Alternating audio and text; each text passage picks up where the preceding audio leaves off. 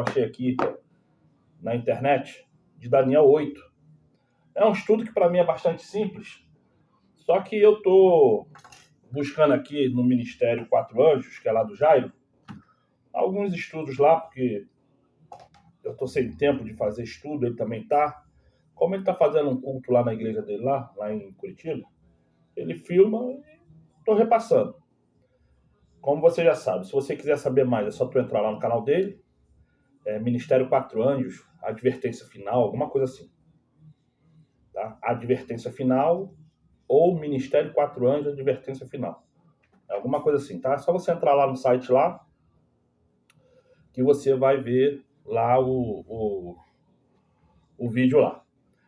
O meu nome é Oliveira. Desde já eu te peço que você preste atenção.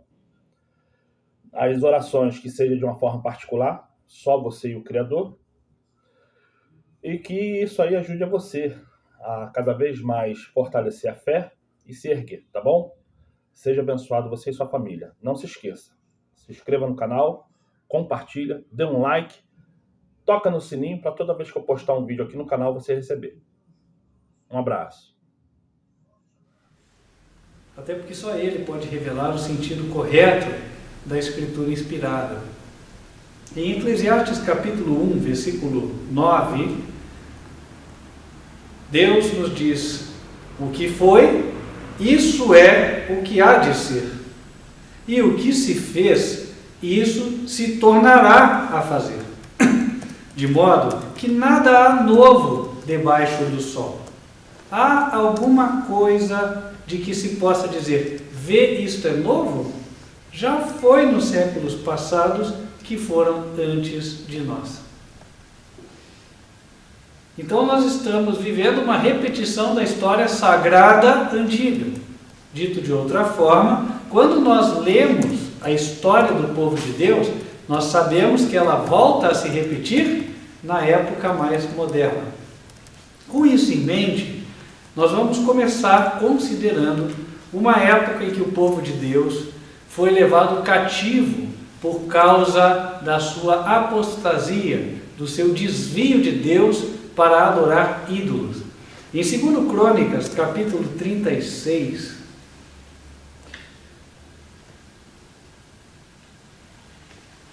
no versículo 14, a Bíblia diz o seguinte com respeito ao povo de Israel. Também todos os chefes dos sacerdotes e o povo aumentavam de mais em mais as transgressões, segundo todas as abominações dos gentios, e contaminaram a casa do Senhor, que ele tinha santificado em Jerusalém.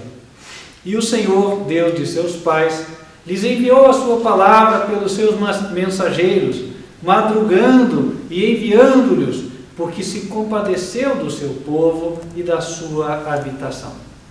Porém, zombaram dos mensageiros de Deus e desprezaram as suas palavras e escarneceram dos seus profetas, até que o furor do Senhor subiu tanto contra o seu povo que mais nenhum remédio houve, porque fez subir contra eles o rei dos caldeus,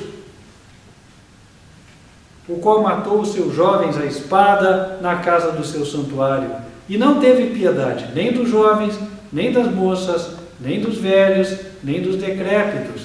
A todos os deu nas suas mãos.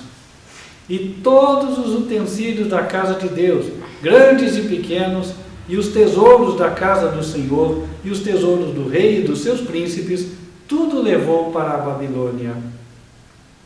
E queimaram a casa de Deus, e derribaram os muros de Jerusalém, e todos os seus palácios queimaram, destruindo também todos os seus preciosos objetos. E os que escaparam da espada levou para a Babilônia, e fizeram-se servos dele e de seus filhos, até o tempo do rei da Pérsia, para que se cumprisse a palavra do Senhor, pela boca de Jeremias, até que a terra se agradasse dos seus sábados. Todos os dias da desolação repousou, até que os 70 anos se cumpriram.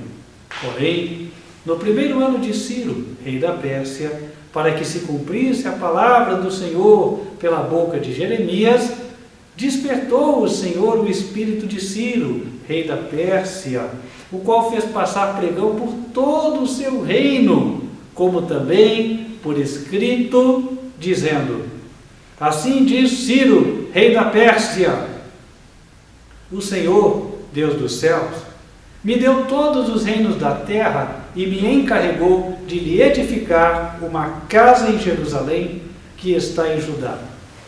Quem dentre vós é de todo o seu povo, que suba, e o Senhor, seu Deus, seja com ele. Então, o que nós vemos foi: o povo de Israel desviou-se de Deus para adorar os ídolos das outras nações. Como resultado, perdeu a proteção, foi dominado por Babilônia e para lá foi levado cativo, sendo que lá permaneceu por 70 anos. Durante estes 70 anos, o povo se viu forçado a adorar os deuses falsos. Na Babilônia, adorava-se a trindade babilônica. 3 deuses, Bel, Marduk e Ishtar. E após os 70 anos foi quando, por decreto de Ciro, inspirado por Deus, os judeus puderam retornar e reconstruir o templo para voltar à adoração ao único Deus. Portanto, na história, nós temos o seguinte: um povo guardador da lei de Deus, que eram os judeus, que ficou 70 anos em cativeiro. Nesse período, adoravam por obrigação a Trindade.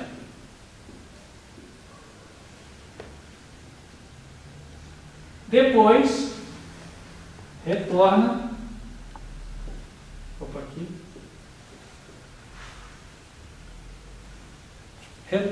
a adorar o único Deus. Então aqui, reconstrução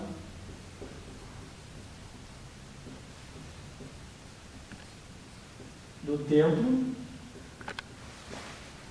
onde eles voltam, ou seja, há uma volta para a adoração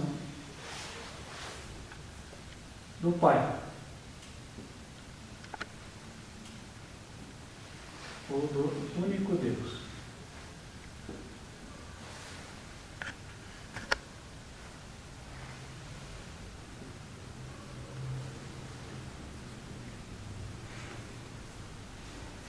Nós já lemos que a história se repete.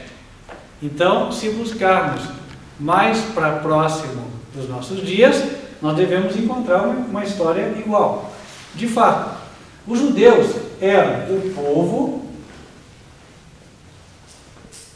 que guardava o sábado.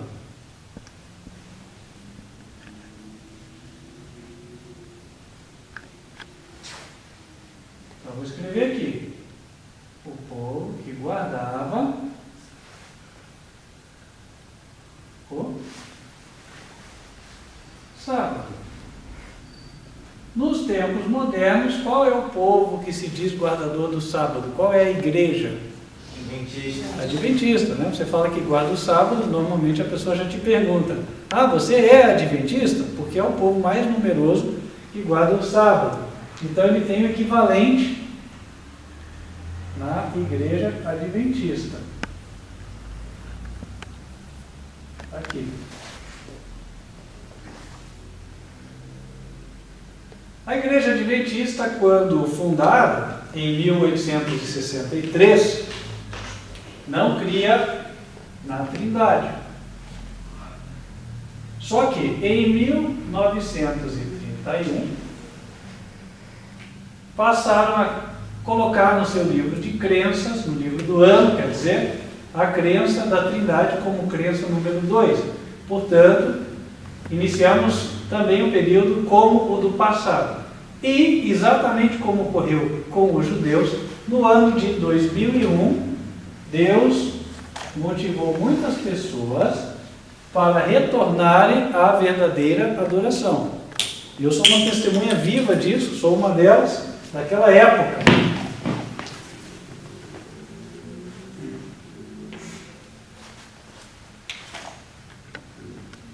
Então aqui nós tivemos a reconstrução do templo. E mais tarde, no ano de 2011, finalmente chegamos aqui. O ministério, quarto anjo, advertência final. Vou abreviar aqui. Então a história se repetiu. Assim como retornaram os judeus para reconstruir o templo, também pessoas se despertaram para o fato de que devem adorar o único Deus. E aí deixaram de adorar a Trindade, que nada mais é que um ídolo filosófico, não existe na Bíblia, esse nome nem aparece lá, e reconheceram que é bíblico, conforme está em 1 Coríntios 8, verso 6, que há um só Deus, o Pai. Existem outros versos que também confirmam isso, posso citar muitos, né? Cito aqui mais um apenas, João 17, verso 13, onde o próprio Jesus diz que o único Deus é o seu Pai. Posto isso, nós temos um cenário construído onde nós podemos comparar os eventos narrados no Antigo Testamento, os povos envolvidos, com os povos modernos. E aqui nós temos vários encaixes. Por exemplo, aqui, quando terminaram os 70 anos, nós vimos também uma alternância de poder. Os judeus foram levados cativos pelo rei de qual nação? Babilônia, certo? Então aqui estavam no período de Babilônia. Porém, logo antes de acabarem os 70 anos, quem que assumiu? A Medo-Pérsia, né? Então, o primeiro governador da Medo-Pérsia foi Dario, o Medo, foi o que entrou em Jerusalém, mas o capitão do exército já era Ciro. E aí Ciro começou a governar exatamente quando fizeram esses 70 anos. Então, finalizou os 70 anos, eles estavam aqui no governo de Ciro. Então, quando eu leio no Antigo Testamento coisas relativas à Babilônia, eu consigo me encaixar na nossa época nesse período aqui, ó, entre 1931 e 2001. Nós já éramos vivos numa parte desse período aqui. E de 2001 para frente, eu consigo fazer um paralelo com o Império Medo-Persa, com o Império Persa. Tá? Então, o que eu ler a respeito do Império Persa tem a ver com eventos aqui. E as próprias nações também ganham os seus equivalentes hoje. Veja, os judeus têm o seu equivalente no povo, na igreja adventista. A Babilônia tem o seu equivalente na igreja, que também hoje é um país, a qual ensina a Trindade como a sua doutrina básica. Qual é esta igreja? A Igreja Católica. Tudo que se faz lá é em nome do Pai, do Filho e do Espírito Santo. Não é assim? É. É em nome do Padre, não? Oi? É em nome do Padre? Nome do Padre? Não. Tudo que eles fazem é em nome do Pai, do Filho e do Espírito Santo. Tem várias coisas, né? O sinal da cruz, relembra isso, né? E outras coisas. Então, a Babilônia tem o seu paralelo aqui na Igreja Católica, né? Ou no Vaticano.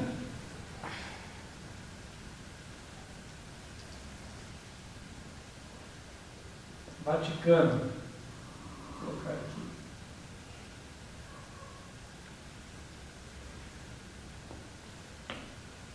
E há um outro país que é conhecido por uma religião contrária à católica. Qual que é a diferença? Bom, existe, do ponto de vista das religiões cristãs, nós podemos dividi-las em dois grupos. A católica e as igrejas chamadas protestantes, correto? Pelo menos nasceram protestantes, hoje não protestam mais, praticamente nenhuma, quase nenhuma está protestando. Porque as que protestavam, elas protestavam contra os erros da Igreja Católica, coisa que as igrejas modernas hoje não estão fazendo. Por isso digo que elas não estão protestando, certo? Então, aqui nós temos Babilônia, o seu equivalente na Igreja Católica, e o Vaticano, um país.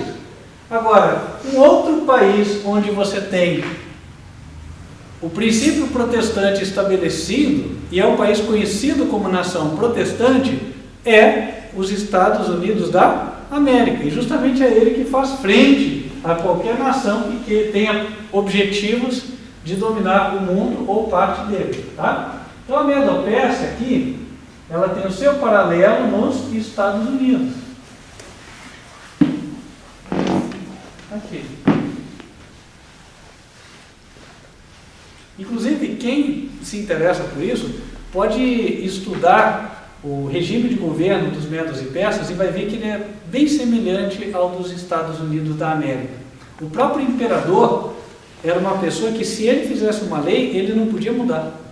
Ele estava sujeito a ela. Da mesma maneira que, se o presidente americano sancionar uma lei, ele mesmo está obrigado a cumpri-la. Não pode voltar atrás. Então ele tem que pensar bem o que vai fazer com a caneta. Então, posto isso, olha como é que nós já temos um cenário aqui estabelecido. Quando eu vou, por exemplo, para as profecias de Daniel, Daniel ele fez questão de, claro, inspirado por Deus, ele sempre apontou em que época que ele recebeu a visão. Isso, para nós, tem uma importância capital nesse estudo, como vocês vão de ver. Em Daniel capítulo 8, por exemplo, no versículo 1, ele começa dizendo: no ano terceiro do reinado do rei Belsazar, apareceu-me uma visão a mim, Daniel, depois daquela que me apareceu no princípio. Quem era o rei Belsazar? Era um rei de qual império? Ele era o rei da Babilônia, foi o último dos reis da Babilônia. Em Daniel, no seu capítulo 5, a Bíblia fala que naquele dia, em que Belsazar deu um grande banquete e usou as taças de ouro que eram do templo de Deus e bebeu vinho naquelas taças, naquele mesmo dia apareceu uma mão, a mão escreveu na parede e Deus disse assim: contou Deus o teu reino e acabou. Naquele mesmo dia ele foi morto e Daniel, ou Dario, o Medo, assumiu o governo. Então, quando ele diz aqui que estava no terceiro ano do reinado do rei Belsazar, ele ainda estava no período de Babilônia. Então, trazendo para os nossos dias, Daniel teve essa visão no que seria o equivalente ao final quase do período de Babilônia. Olha aqui, chegando já próximo do ano 2001. Então, se eu quero entender o que essa profecia de Daniel 8 fala para os nossos dias, eu já consigo me projetar na década de 90. Falo, olha, é daqui para frente. Dá para entender? Deu para pegar? Ou seja, vamos de novo. Daniel disse que quando ele teve a visão, ele estava na época do rei Belsazar. O rei Belsazar era um rei da onde? Da Babilônia. Olha onde é que está a Babilônia aqui. Ela chega quase até o nosso ano de 2001, certo? Então, se ele teve a visão aqui, aquilo que ele recebeu é uma mensagem que além de ter falado lá no passado, para quem vivia lá, também vai falar para quem vive aqui, certo? Quase no final desse período para entrar para 2000, certo? Então fala para nós. Olha como é que a Bíblia traz coisas que a gente nem imaginava, uma palavra de Deus pode falar para várias épocas diferentes. E aí, ele vai relatar a visão. No versículo 2, ele diz assim: e vi, na visão, acontecendo quando vi, que eu estava na cidadela de Suzã, na província de Elão. Vi, pois, na visão, que eu estava junto ao rio Ulai. Os estudiosos logo identificaram que Daniel, quando teve essa visão e se viu em outra cidade, Deus estava mostrando o futuro para ele. Por quê? Logo, logo, Babilônia seria derrotada pelos medos e persas. E os persas iam estabelecer uma capital do seu reino na cidadela de Suzã, que era uma capital de inverno, que eles chamam. Nós encontramos isso relatado no livro de Esther. Abram lá comigo, por favor. Em Esther, capítulo 1.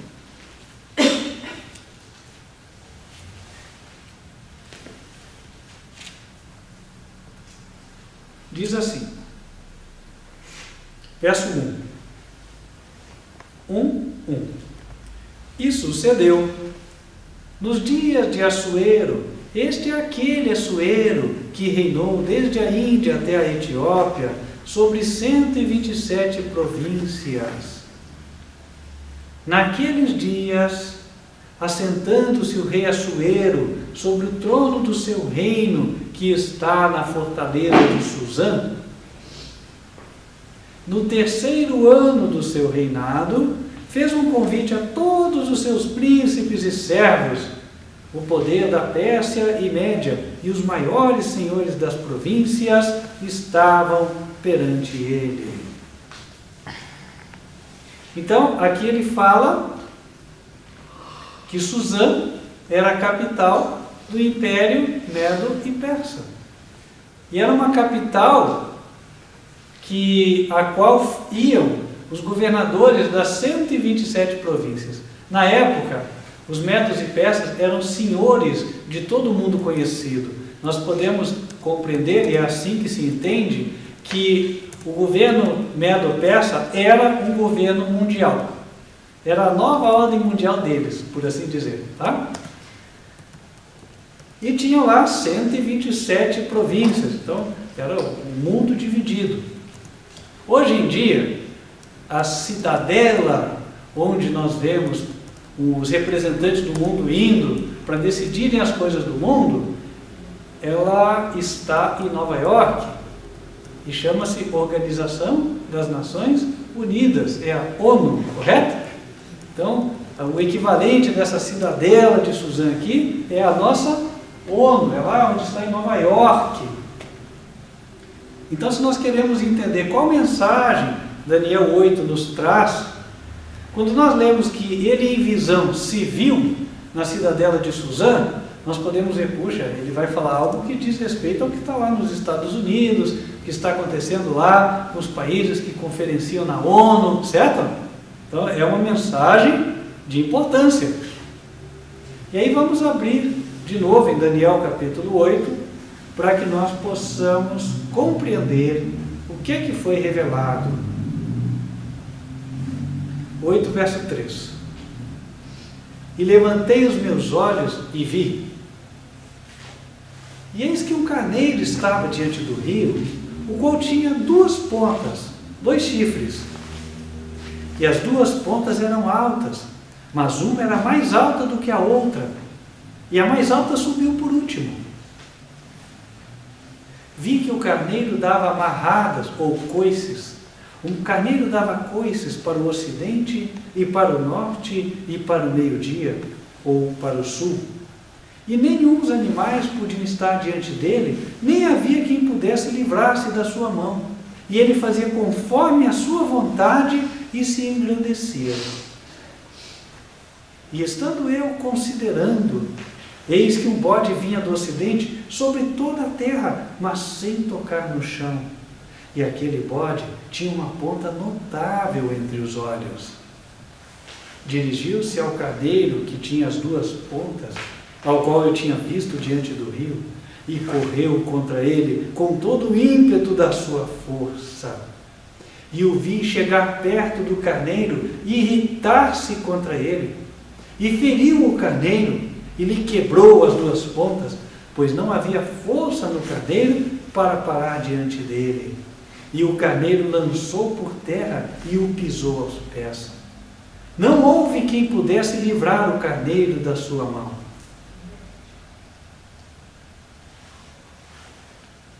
Ora, ele se viu lá na cidadela de Suzã. Lá ele encontrou um animal que era o dominador. Ninguém podia fazer frente àquele animal. Um carneiro com 2 chifres. Sendo que os 2 chifres, um deles era mais alto, era justamente aquele que subiu por último. Né? Eu vou só fazer iconizado aqui, né, como se fosse o animal. E aí ele viu que à distância vinha outro animal, sem tocar no chão. Esse outro animal que vinha correndo,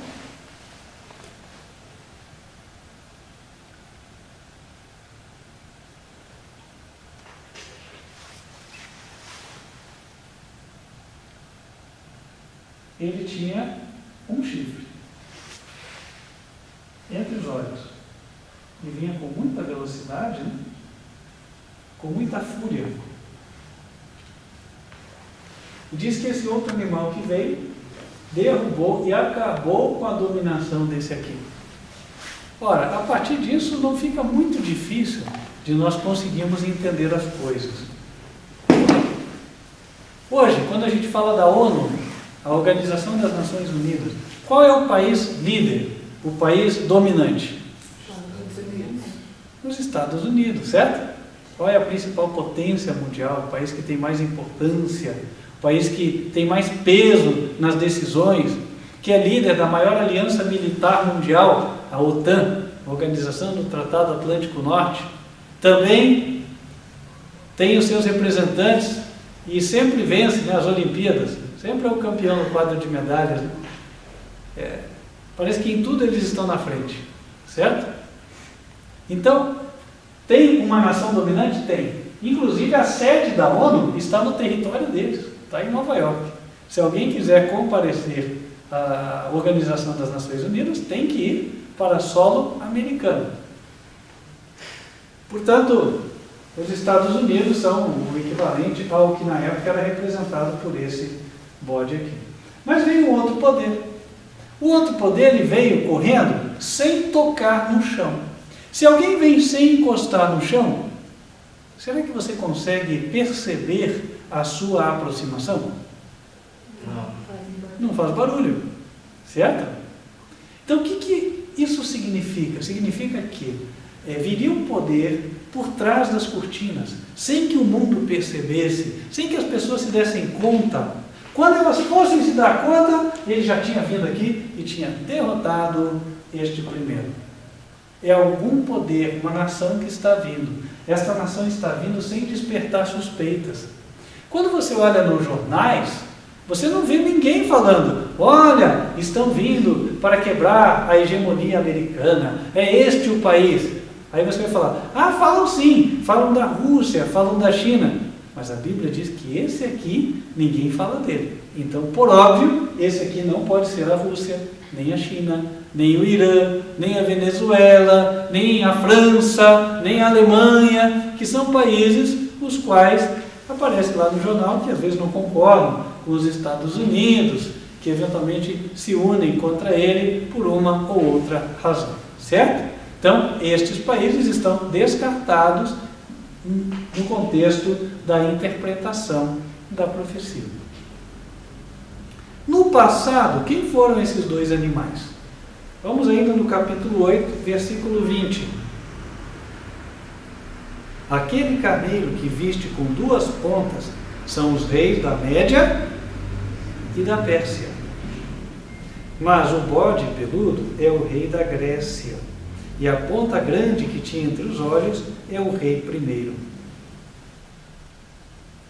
Olha só como é que as coisas vão encaixando, né?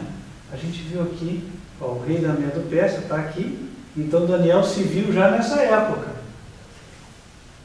Só que ele viu um outro poder que veio mais tarde e derrotou a Medo-Pérsia. Quem foi? A Grécia. Da mesma maneira, hoje, essa profecia nos mostra que os Estados Unidos são uma nação dominante, porém, serão derrotados. Alguém, um país, uma nação, está vindo sem despertar suspeitas e finalmente vai derrubar os Estados Unidos da América. Quem será esta nação? Bom, para isso nós precisamos entender alguns detalhes da profecia. Porque a Bíblia diz que o bode, quando ele veio, ele quebrou os 2 chifres do carneiro, certo? Quando houve o atentado das torres gêmeas, que caíram as torres, né, muitas pessoas disseram, olha, a profecia de Daniel 8, os 2 chifres quebrados e tal. Não foi exatamente isso, mas, querendo ou não, as pessoas se despertaram para uma conexão entre a revelação de Daniel 8 e os Estados Unidos da América. E esta conexão é verdadeira. Agora, o que exatamente estava acontecendo? Será que o 11 de setembro tem alguma coisa a ver com isso? Em parte sim. Em parte sim. Tá? Por quê? Foi depois do 11 de setembro que lançaram por assim dizer, um decreto chamado Ato Patriótico, Patriot Act. E ali foram retiradas algumas liberdades dos cidadãos. Algo que nós vimos quando aconteceu a Covid, por exemplo, né? Então, veio o Covid, ó, nós somos uma república, mas de repente parecia que nós vivíamos num país comunista, certo? Ah, não podia sair, tinha toque de recolher, 10 da noite, não sei qual é a relação disso com a doença, né? Não tem, mas aproveitaram para começar a fazer o povo se acostumar com isso aí, tá? E aí, aconteceu que começaram a haver ataques à República Americana, à forma de governo. E esses chifres têm a ver com isso. Qual é o significado dos chifres? Vamos deixar a Bíblia falar conosco. Abramos no livro de Zacarias, capítulo 1. Zacarias, capítulo 1, versículos 18 e 19.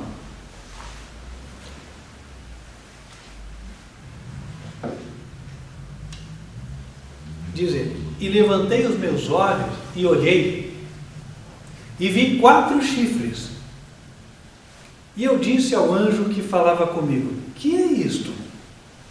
E ele me disse: estes são os poderes que dispersaram Judá. O que os chifres eram?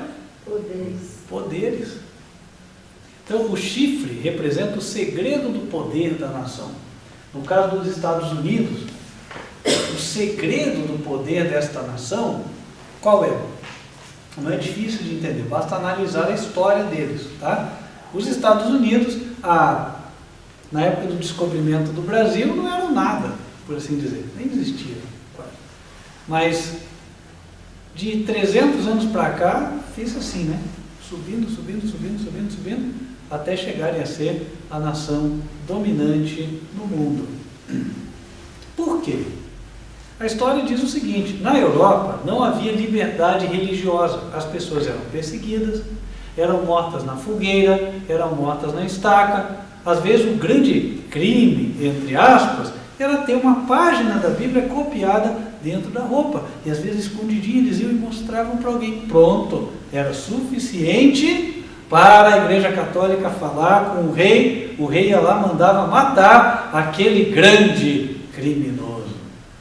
Então, para a gente ver que nem tudo que fala, né, na mídia dá para acreditar, certo? Desde antigamente já era assim. Quem não está de acordo com a política dos dominantes, então é taxado de criminoso. É mais ou menos esta a regra.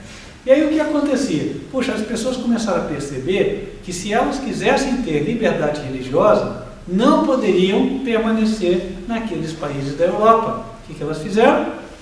Ouviram falar que existia uma terra no Novo Mundo, do outro lado do oceano, onde elas poderiam construir a sua vida e ter liberdade religiosa. Não pensaram 2 vezes, rumaram para lá. E não somente elas, muitas pessoas pensantes. A situação era tão feia que nesta época da Idade Média, por exemplo, a própria história fala que foi a Idade Escura, não havia progresso na ciência. Por exemplo, aquele que ousou falar que a Terra não era o centro do universo, quase morreu. Tinha um outro que disse, né, que a Terra não era o único planeta habitado, existiam outros planetas, pagou com a vida. Aonde? Na Itália, morreu lá. Vítima da Inquisição. Então, muitas pessoas que eram cientistas, mentes esclarecidas, expoentes, logo eles deixaram o solo dos seus países e foram abençoar os Estados Unidos da América com os seus talentos, com os seus dons. E fruto disso, fruto também dos princípios do protestantismo que eram aplicados lá nos Estados Unidos, aquele país foi crescendo e até se tornou uma grande potência. Portanto, dois elementos, né, foram marcados como o segredo da prosperidade dos Estados Unidos. São as suas formas de governo. Uma delas é o republicanismo.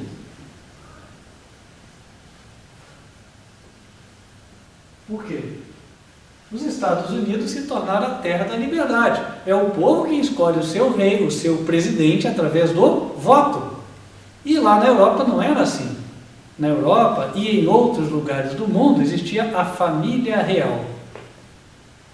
E aí quem mandava eram eles. Quem obedecia? O resto.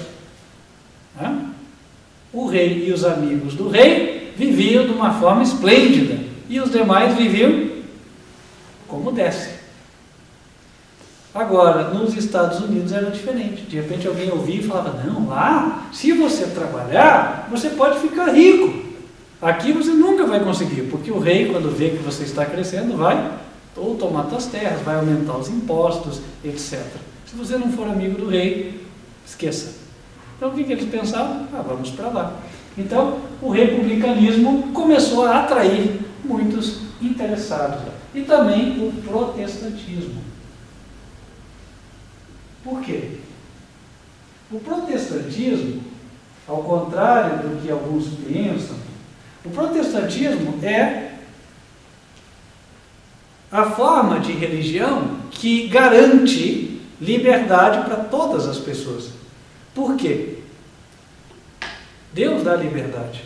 Hoje a Terra está cheia de pessoas, inclusive, que são ateias, né? Existem ateus e ateias. Estão vivendo. Deus continua dando fôlego de vida para eles, eles trabalham, conseguem alguma coisa, certo? Porque Deus deu liberdade. Não estou entrando aqui na questão de se eles vão herdar a vida eterna ou não vão. Não vão, nós sabemos, se continuarem assim, certo? Mas a pessoa que não tiver o temor de Deus, ela não vai entrar no céu. Agora, fato é que Deus deu liberdade. Eles podem viver, podem construir suas coisas. E da mesma maneira, o protestantismo, ele prega que devemos viver pelo que a palavra de Deus diz. Então, onde há protestantes, há liberdade.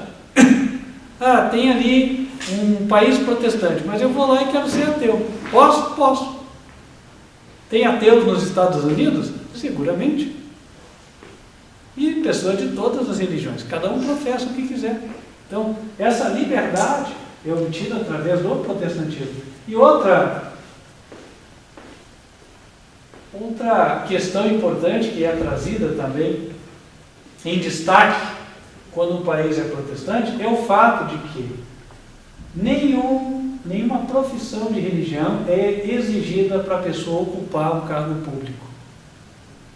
Então não importa a tua religião, se você tem competência, pode participar do cargo público. Né?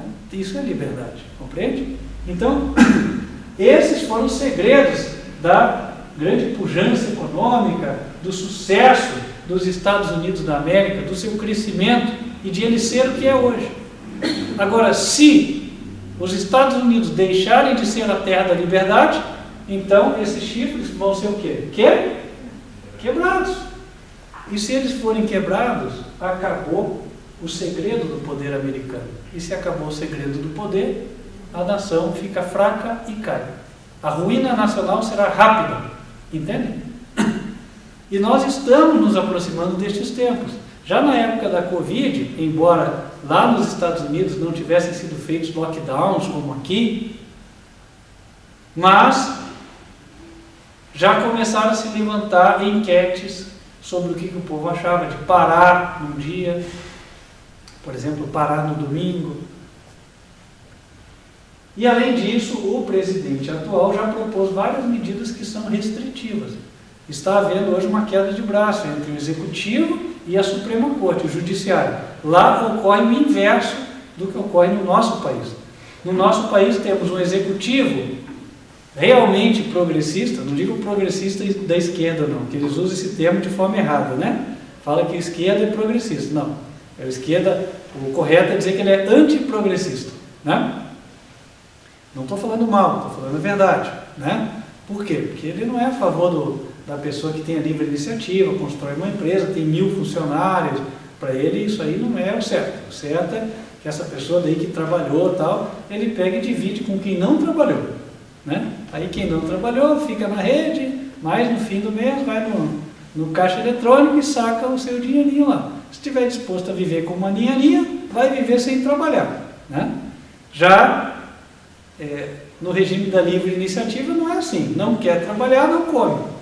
É assim, tá? Então, então quem é progressista, né, é o executivo aqui no país. Quem está a favor do trabalho, está incentivando, né, para que as pessoas não fiquem só dependentes, é o executivo. E o judiciário está na linha contrária. Lá nos Estados Unidos é outra coisa. Aqui na época da Covid, quem quis prender a população? O judiciário, né? Quem quis manter todo mundo trabalhando? O executivo. Lá nos Estados Unidos era o inverso. O executivo queria prender a população, o judiciário falou, não vai. Certo? Porque lá esses princípios ainda valem. Mas a profecia disse que em breve isso aqui vai mudar. E note que a profecia está nos levando para essa época aqui, depois de 2001. Nós já estamos em que ano? 2022. Nós já avançamos bastante.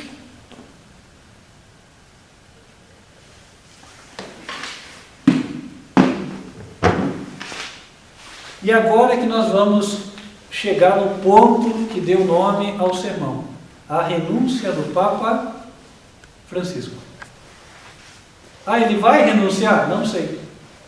Não vou afirmar aqui se ele vai ou se ele não vai renunciar. Isso é uma questão que eles lá vão decidir. Mas a profecia, ela aponta que há um poder que vem para quebrar isso aqui. Quem é o inimigo do protestantismo? Historicamente falando, não é difícil de ver. O protestantismo nasceu de um protesto contra os erros da Igreja Católica. Então, quem é a inimiga número 1 do protestantismo? Da Igreja Católica, é óbvio. Não tem muito aqui que ficar especulando, certo? Então, ela é a inimiga. Então, se eu for identificar alguém como sendo esse poder aqui, um bode, ele está associado à Igreja Católica. Mas os animais não representam igrejas, os animais representam reinos. Dá uma olhadinha lá em Daniel, capítulo 7,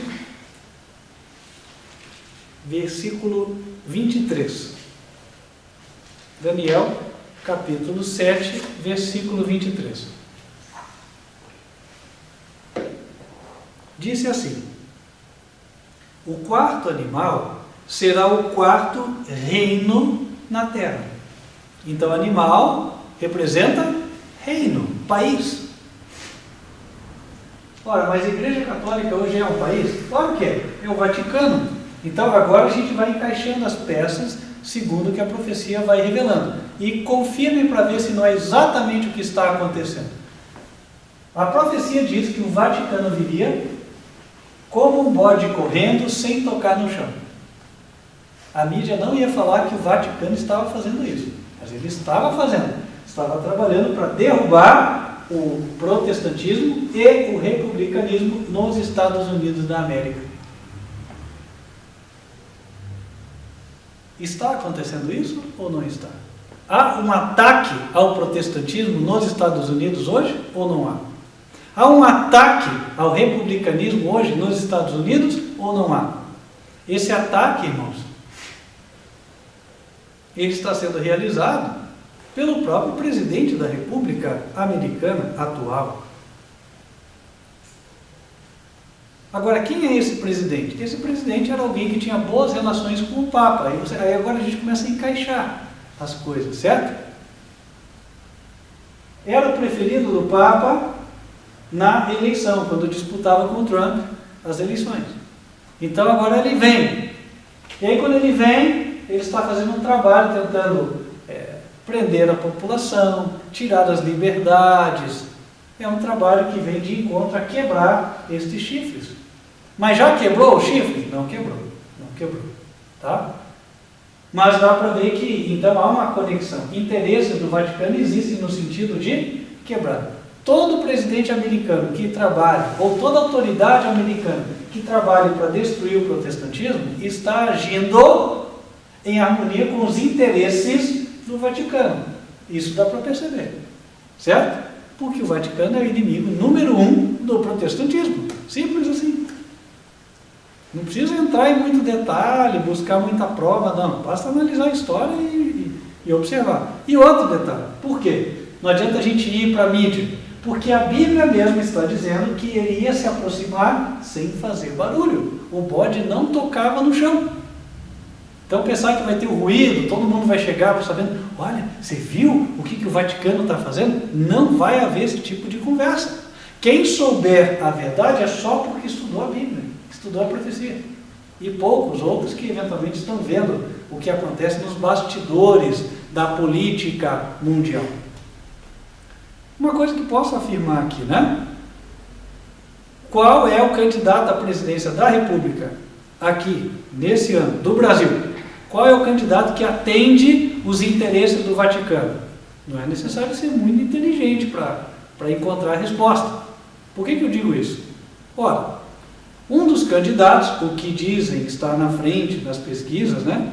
Pesquisas essas que contam eleitores virtuais, fantasmas, né? Porque só pode, né? Porque não é o que a gente vê. Esse candidato, ele estava preso um tempo atrás, certo? E quando ele estava preso, ele escreveu uma carta para alguém. Para quem que ele escreveu mesmo? Para o Papa Francisco. Falando, eu li o texto da carta dele. Eu estou aqui tentando provar a minha inocência e tal, né? E aí o Papa Francisco escreveu de volta. Falando, entre outras coisas, que a justiça seria feita e tal, né? E o que aconteceu depois da cartinha do Papa para este cidadão que estava preso? Soltaram ele e está aí candidato, né? E estão querendo fazer o povo acreditar que ele é o preferido do eleitorado, né? Então eu acho que só quem não olha as ruas vai acreditar naquilo que a telinha está dizendo. Mas é o que está acontecendo, certo? Então ele é o que cumpre os interesses. Então note que o Vaticano ele tem os seus interesses sendo alcançados em várias localidades, não é numa só. Aqui eu só mencionei 2 casos, tá? Como esses interesses estão sendo alcançados, poderíamos entrar nesse detalhe? Talvez sim, mas não é o foco aqui, porque a gente vai daí gastar muito tempo e talvez vai ficar difícil de assimilar muita informação. Mas a partir daqui, pela mera análise da profecia bíblica, nós conseguimos entender e encaixar as coisas, certo? Tá, mas aqui a profecia diz que esse bode tinha uma ponta notável entre os olhos. E essa ponta, quem que é?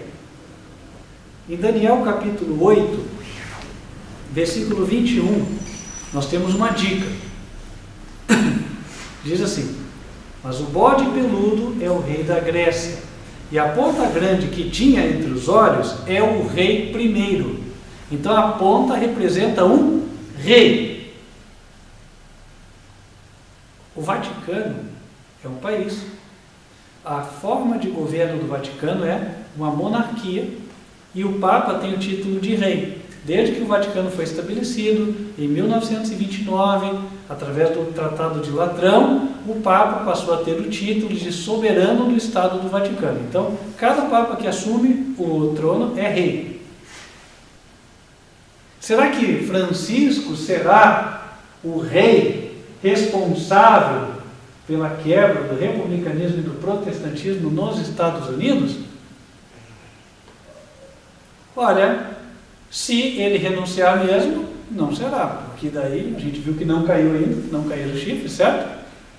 E ele já se foi. Mas fato é que a Bíblia diz que vai ter um Papa e que vai ser o protagonista nisso aí. Não porque a televisão vai mostrar que ele foi o que fez e tal, mas nós que conhecemos a profecia sabemos que por influência dele, então haverá esta queda.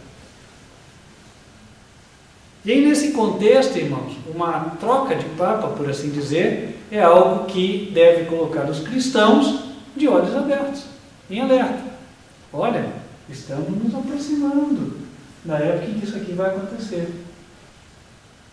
Lá no passado, quando foi que aconteceu? Em Daniel 11, o anjo falou para o profeta quando é que ia haver a guerra do carneiro e do bode, da Medo-Pérsia e da Grécia. Ele disse assim, capítulo 11, versículo 2. Aliás, antes dali eu tenho que citar o capítulo 10, verso 1, senão não vai ficar claro, tá? Isso que nós vamos ler aconteceu quando? Vamos ler. Verso 1. No ano terceiro de Ciro, rei da Pérsia, foi revelada uma palavra a Daniel. Qual era o rei? Ciro. Dá uma olhadinha aqui no quadro. Olha onde está Ciro aqui, ó. O nosso equivalente dessa época. 2001. Certo? Aí no ano terceiro dele, então já vai para 2 anos para frente, 2003. Capítulo 11, verso 2. E agora te declararei a verdade. Eis que ainda 3 reis estarão na Pérsia, e o quarto será acumulado de grandes riquezas mais do que todos, e esforçando-se com as suas riquezas, agitará todos contra o reino da Grécia. Então ele falou assim, ó, conta, vão vir 4, e o quarto é o que vai guerrear com a Grécia. E aí, a Medo-Pérsia ia começar a cair.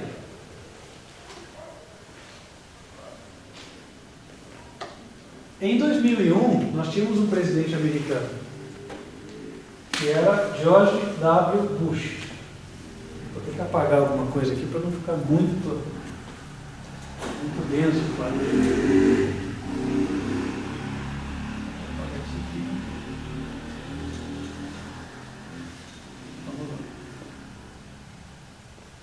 Podemos apagar isso aqui. Ok. Então, era presidente americano o George W. Walter Bush, ou Bush filho. E aí, ele foi substituído em 2008 por um outro presidente. Qual era o nome dele? Barack Obama, perfeito. Aqui. Então, na contagem de Daniel 11, o Barack Obama já foi o primeiro. Está aqui. Depois,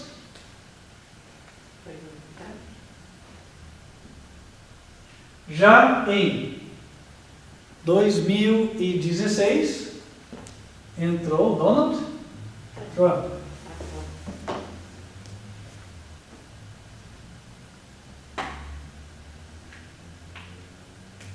Donald Trump foi o segundo. E depois, no ano de 2021, Joe Biden, o atual.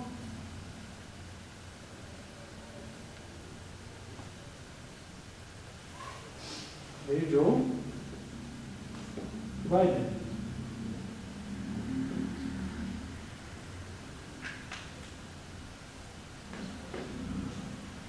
A profecia diz que o quarto vai lutar com a Grécia.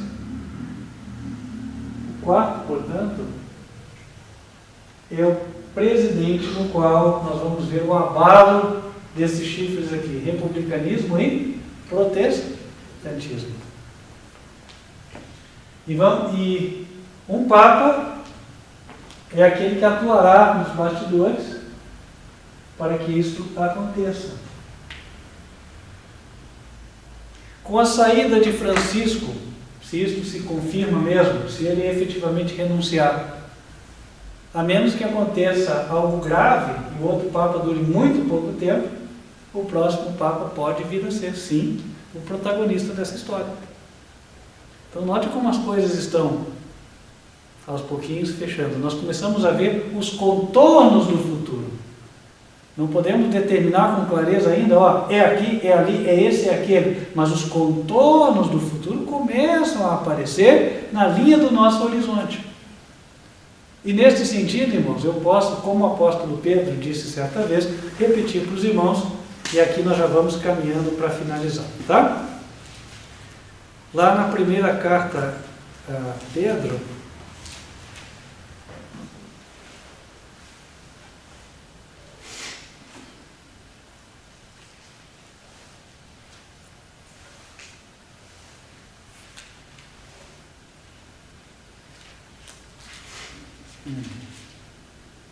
segunda carta a Pedro, capítulo 1, versículo 19.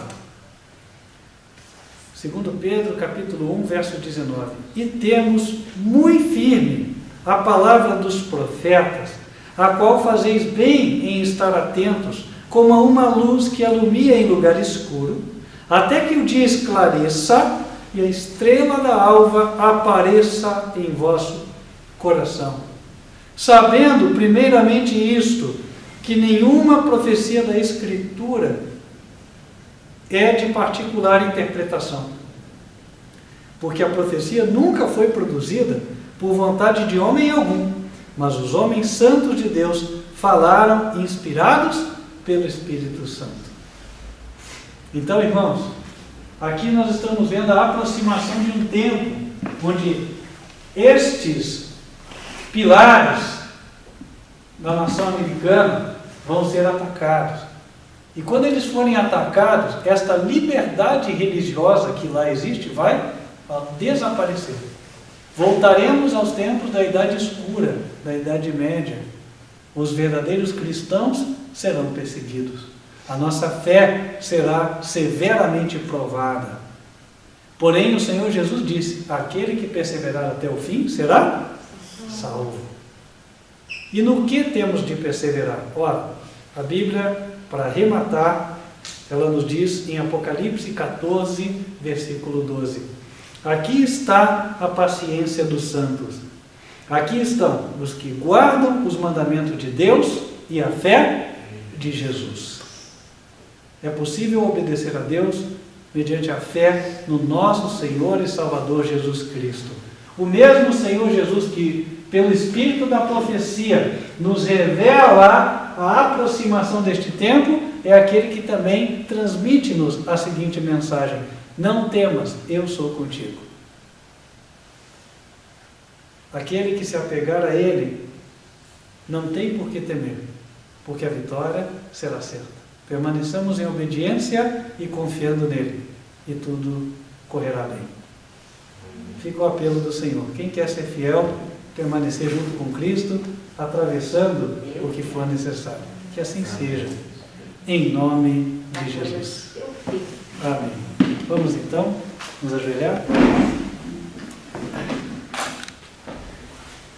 Senhor nosso Pai, muito obrigado pela revelação da palavra profética, a qual abre os nossos olhos e nos dá condições de preparar enquanto há tempo.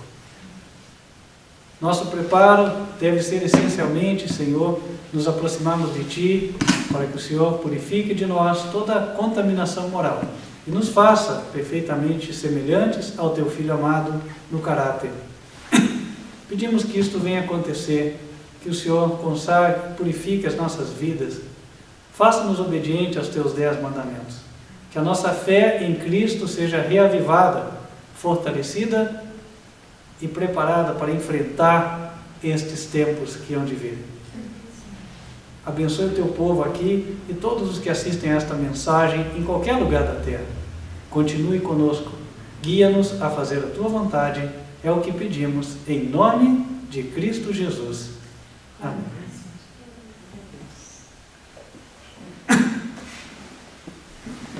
Então, para encerrar, vamos estar louvando a Deus. Vamos cantar o hino Fé é a Vitória.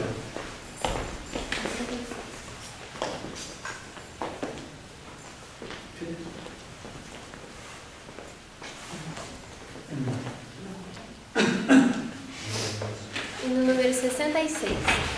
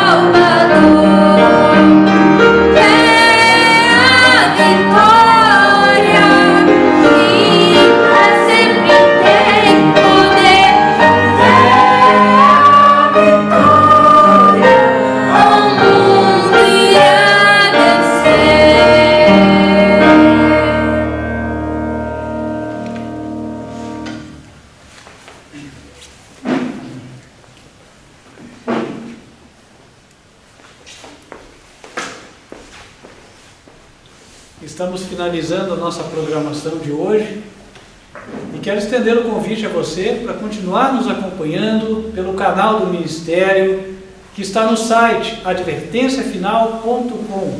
Você clica na seção vídeos e pode encontrar tanto a transmissão ao vivo, como também as pregações já gravadas. Nós temos mais de 1000 vídeos disponíveis para você estudar e conhecer a palavra. Você pode se aprofundar no conhecimento. Aproveite, porque é por tempo limitado. Em breve não teremos a mesma liberdade religiosa. Portanto, faça bom uso. Entre, compartilhe, encaminhe para aqueles que você ama e deseja que sejam salvos também.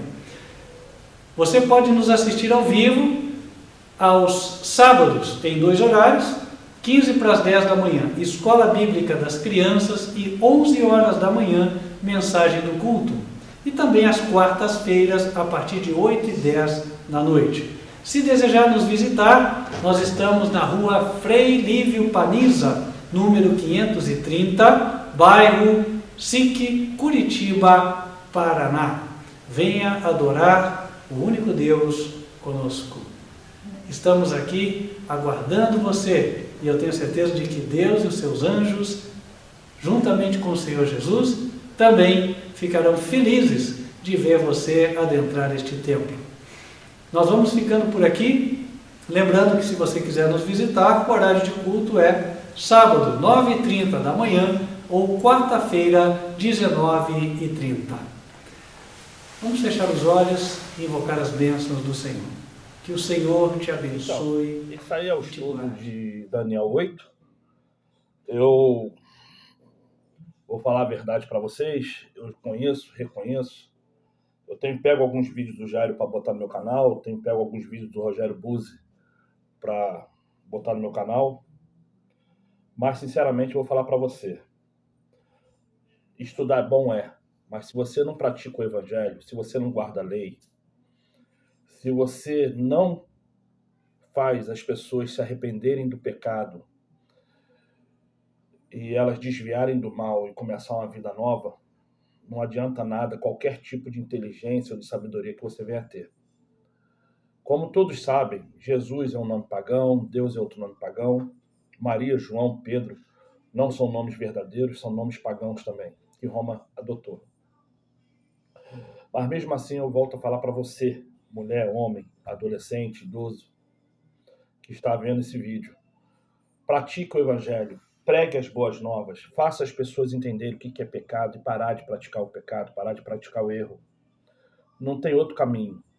Enquanto você ainda não é chamado para sair de onde está, para se juntar com os 144 mil e fazer por onde participar do rebanho dos salvos, continue na prática do evangelho, evangelizar sempre. O meu nome é Oliveira, peço que o Criador, através do Espírito Santo dele e através do nosso Senhor e Salvador, venha te abençoar a sua família, caso você tenha família, tá bom? Seja abençoado, é isso aí, seja abençoado.